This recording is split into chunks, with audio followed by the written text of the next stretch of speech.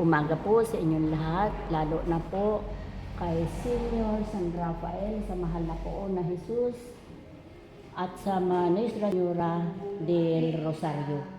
Sa mahal na patron po din sa Payawin, Gubat, Sorsogon. Natatouch ako. Bakit?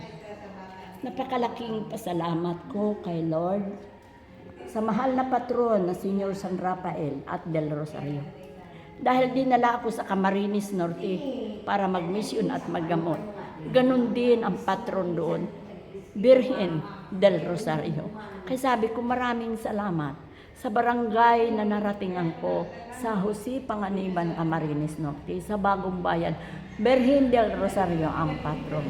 Kaya sabi ko maraming salamat. Ako'y naluluha sa kagalakan. Bakit? Hindi nila ako linulubayan. Kaya sino pa ako na magsusuway sa kagustuhan nila? Kung hindi sundin ko ang kagustuhan ng Panginoon, na isa-isay ko, ibahagi ko sa mga tao ang aking nararanasan. Na naging masalimuot man ang aking buhay, ito ako ngayon. Masaya, walang karamdaman, malusog kahit matanda na. Mulit-muli makikibaka sa buhay. Sapagkat nandito sa akin ang Espiritu ng Panginoon, nandito sa akin ang Espiritu ng mga anghel tulad ng 7 na Arkangeles at ni Birhen Inang Santa Maria. Sa pagpapatunay ko po na sila'y totoo, ramdam ko ang blessing nila sa akin. Ang mabuhay lang ako ng ganito, na walang mabigat na karamdaman, nagpapasalamat na ako.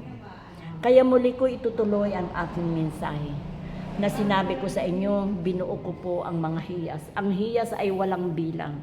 Sapagkat ngayon December na naman, sa kaarawan ko, marami naman ako susuotan ng mga angel na lalo na yung may mga karamdaman. Sa awa po ng Panginoon, sa pamamaraan ng ganun gawi ko, ay nakakalunas sa may mga mabigat na karamdaman. Maniwala po kayo hindi. May nakarating sa akin, dala-dala ang damit ng bata. Naka-oxygen, nandoon sa sordo. Taga-Tagaytay po yun. Ngayon, mag-iisang taon daw yung bata. Ngayon, sige ang konvulsyon. Hindi bumababaan lagnat. Sa nasabi ko sa kanila, akin na ang damit ng bata. Dinasalang ko po yun. At pinupunas ko po sa larawan ni Senior San Rafael. Anong hiwaga? At gumaling yung bata. Nung mag-birthday ang bata, walang hindi pinuntahan ako ng nanay. Lola, pumunta ka po at yung ginamot mo ay gumaling na. Yumuko ako sa larawan ni Senior San Rafael.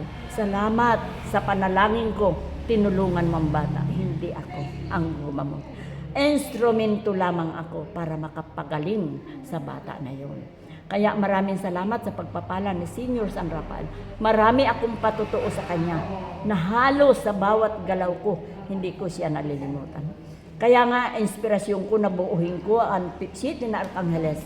Kaya may araw na iisa-isahin ko ang kanilang mga tungkulin dito sa ibabaw ng lupa na itinalaga ng Diyos. Sapagkat sila po ay mayroon mga pangalan, mayroon sila tungkulin dito sa ibabaw ng lupa. Kaya po sino ako na pinaisip ng Panginoon para pahalagahan ang mga tulad nila?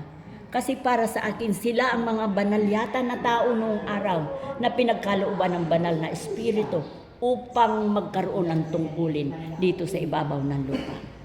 Kaya maraming salamat po sa inyo lahat na patuloy ko imumungkahi sa inyo kung ano ang naging karanasan ko sa buhay. Tulad na lamang nito, hindi ko sukat akalain ang patungo namin sa Tagaytay ngayong araw na ito. Bakit paghinto ng aking isipan, bukas ang pintuan ng simbahan ng Payawin. Naalaala ko, meron pala ako sa kanyang pangako na sabi ko, pupunta ako sa kanyang kapistahan. Hindi ko po yun natupad, kaya ito ako ngayon, marahil kinalabit ako. Unahin mo ako bago kung anuman ang mga naiisip mo na gawain. Kaya maraming salamat sa iyo, Senior San Rafael.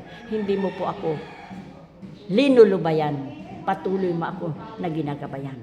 Kaya sa punto ng buhay kong ito, marami po ako patutuo kan Senyor San Rafael lang at dito sa Mahal na Birhen, Inang del Rosario. Kaya sa oras na ako ipalarin, sapagkat ito daw po ay i-renovate na simbahan, maawa ang Panginoon na ako ang magkaroon posible. Tutulong ako sa pagpapagawa nito simbahan ng Payawin Gubat Sorsogon. At wala man po ako ibang pangarap, kung hindi ang tutulong ako sa mga simbahan, tutulong ako sa mga organisasyon tulad nito mga pagbubuo sa kabataan ng feeding program. Ako mismo ang gagawa at ako mismo ang magluluto para alam ko kung paano ang pagluto na tama sa mga bata. Sapagkat sa dami ng anak ko, 8 na binigyan ako mga anak na malulusog dahil sa naging experience ko, sa naging karanasan ko. Nalutuan ko lamang sila ng lugaw sa tamang pamamaraan. Alam ko sila ay lalaki, magiging malusog at magiging matalino. Kaya yan po ang bilang gusto ko ibahagi sa inyo, na patuloy ako ngayon kung sa pagtatrabaho, patuloy ako na magtatrabaho. Hindi ko sinasayang ang boses ko, ang oras ko, ang araw ko kung paano ko po sa inyo ibahagi ang napakagandang kasaysayan ng aking buhay. At bakit? Paano hindi ko masabi na napakaganda ng aking buhay? Maghanap tayo sa buong mundo kung iilan po kami. Marahil, aywan ko lang po. Kayo ang mga taga-subaybay, kung ilan kami sa bawat lugar, wala ako naririnig sapagkat ang iba, sino ang pagmimisyon, pagtututukan mo ng panahon, ng oras na wala ka man daw mapapala. Salita ka ng salita na tungkol sa kabutihan. Para sa akin, napakalaking indulhensya ko sa Panginoon sapagkat iminumungkahi ko, isinisiwalat ko ang kagalakan, ang biyaya na pinagkakaloob ni Nuestra Señora del Rosario at Senyor San Rafael. Sa naging karanasan ko, na nung dalaga pa po ako, ikikwento ko po sa inyo, nagpunta ako ng Maynila. Wala pa ako sa tamang edad, 15 anyos ako. May nag-irinuman dun sa baba ng tita ko. Alam po ninyo, may nagplano po sa akin na siguro ako ay lapastanganin sapagkat dalaga ako. Alam po ninyo, ang tao sa halip papunta sa higaan ko, natulog po sa hagdanan. Nandito po tayo kan Senyor San Rafael kung nagsasabi ako ng totoo o hindi. Yan po ay totoo, ang nasambit ko lang nung nakakaamoy na ako ng amoy alak. Senyor San Rafael, huwag mo po ako pabayaan. Alam po ninyo, alam ko na masama ang layunin niya.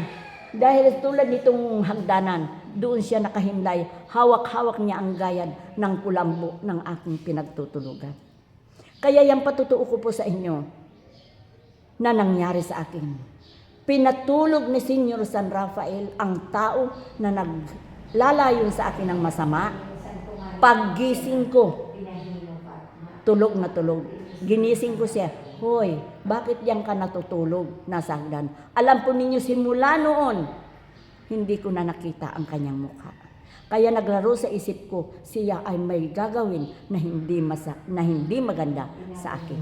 Yan po ang patutuo ko kan Senyor San Rafael. Wala ko ibang daladala kung hindi ang aking paniniwala na bago ako pumunta ng Maynila, dumalaw ako dito sa simbahan. Hinipo ko siya, Senyor San Rafael, gabayan mo po ako sa aking paglalakbay. Dahil kayo na 7 arkanghel, sa bawat araw, may kanya-kanya kayong tungkulin upang gabayan ang bawat tao. Kaya maraming salamat po, Senyor San Rafael. Patuloy ko ibabantog ang iyong pangalan, ang iyong kadakilaan, ang iyong kahalagahan, ang iyong mga milagro sa aking buhay. Marami kang pinagaling na tao. Marami kang pinaginhawa sa pamamagitan lamang ng iyong pangalan. At pag may nagpapagamot sa akin, nagsasabi ako ng totoo, nandito ako sa larawan mo. Wala ako ibang sinasambit kung hindi ito lamang. Laomi Rafael na kahirakan sa imong kaipuhan, sa samong kaipuhan. Yung ang sinasambit ko sa awa ng Panginoon. Ang palad ko sa pakiramdam ko, napakalamig upang hipuin ko ang taong may karamdaman. Kaya siguro ko oras ito na para ako magpatotoo. na ibantog ko sa buong mundo ang kadakilaan mo, na ikaw ay totoong manggagamot, hindi ako. Ginamit mo lang ang pangalan ko, ginamit mo lang ang pagkatao ko upang ikaw ay gumalaw. Hipuin ko ang karamdaman ng bawat tao. Ano man mga problema, idinudulog ko sa iyo, nagkakaroon ng lunas. Kaya maraming salamat po, mahal na Senior San Rafael na gabay ko mula noon at hanggang ngayon. Purihin ka at pinupuri ko, itinataas ko ang pangalan ni Jesus na anak ni Birhen Santa Maria. Magandang umaga po at maraming salamat. More blessing po sa atin lahat na nagsusubaybay sa akin mission.